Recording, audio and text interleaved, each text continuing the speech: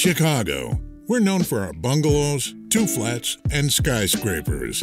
But it's this neighborhood bar on the far northwest side that may be the most Chicago-style real estate listing out there. Because for $400 grand, you could be the next to carry the torch for the Newark Nook, a neighborhood bar in Norwood Park that's one of the last of its kind.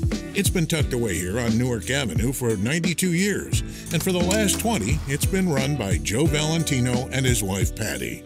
Joe's ready to move on, but we'll never forget discovering the Nook. My wife always wanted to have a bar. We just got done finished with another business. We had a pizzeria. We decided to look at it, so we came down the street and had no idea that there was a bar on a side street, so we were just as surprised as just about all our other customers in the last 20 years. So what is a side street bar? Well, it's kind of unique in that it sits on a squarely residential block, and it's literally the only business on that block. In fact, the Nook is the only business within about 3 to 4 blocks. Philip Schwartz is the agent seeking the Nook's next owners. I really dig the fact that it kind of comes off as a place from New Orleans, and that it's got the big balcony straight across the entire face of it. One of the most truly unique properties that I've had, and that is just completely different. Different and rare, too. The side street bar is an endangered Chicago species.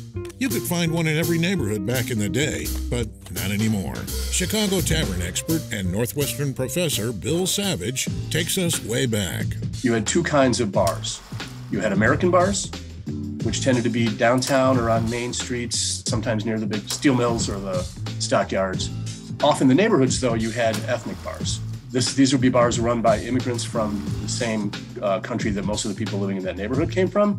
You go to the American bars after work, and that's where you might organize your union.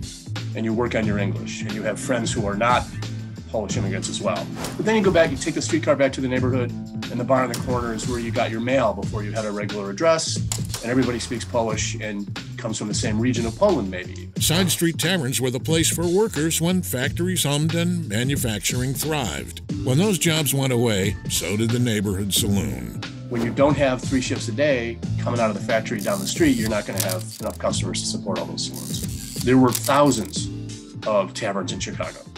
We're down to something like 800 tavern licenses in the city of Chicago. The Newark Nook was probably serving farm workers 92 years ago when Norwood Park was just a prairie. When Joe picked up the spot 20 years ago, it was a cop bar, but even that was changing. So, we were open till 2 o'clock, so we would get a lot of, we would get some action from 12 to 2 just about every night, which was great. And they switched all the hours or the shifts to try and eliminate police officers stopping off, I guess, to get a drink on, after work. Since then, it really has more of a just neighborhood people. It's not a lot of fanfare. It's more about a beer and a shot. So this isn't the place you come to get a martini. This is the place you come to shoot darts, to hang out with the people on the block. People still come in, though, and they give me some patches. I put them on the wall. I started off with police, and then firemen said, "Oh, put mine up there." I have military guys, "Oh, put mine up there." So anybody who brings me in, I just put everything up. Bill says bars like the Nook are important for the block, and not just for the cheap beer. When you lose the bars, you lose eyes on the street. The corner bar with the big windows where there's guys inside looking out at the street going by, and maybe something won't happen because the people out on the street know that they're being watched. The bar that's open till 2 o'clock, where the bartender is a neighborhood guy, that's like an asset to the neighborhood. It's a security thing. So who's got advice for whoever buys the Nook? The key to success, be part of your local community and to attract a few people from outside the neighborhood.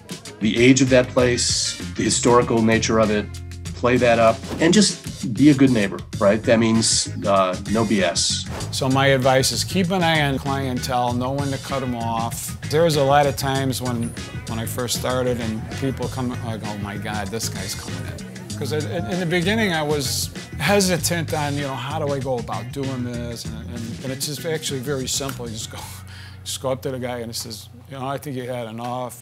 2 apartments on top, a steady stream of new friends, and a century's worth of stories.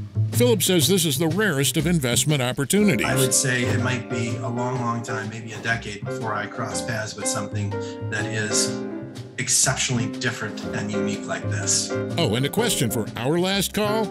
Joe, what's the most a bar should charge for a beer? $5.